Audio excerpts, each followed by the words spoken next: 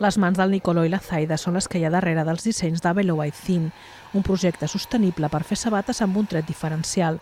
Les soles estan fetes amb pneumàtics de rodes de bicicleta reciclades. Lo de la rueda de bicicleta me ocurrió en Londres. Iba por la calle y fue la primera vez que vi a los que utilizaban bicicleta de un fijo, que ahí era algo bastante normal, pero yo nunca lo había visto. Y son bicicletas que montan ruedas con colores muy diferentes. Y entonces pensé cómo era posible juntar el zapato con algo de la bicicleta y algo igualmente reciclado. Y entonces automáticamente fue la rueda alrededor del zapato.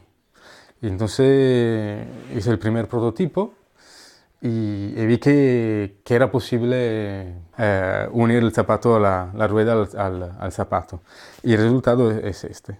Un procés completament artesanal i en què els dos participen en totes les fases, des del disseny fins a l'execució del calçat. Són models pensats per a la ciutat, còmodes i urbans, tant de noi com de noia.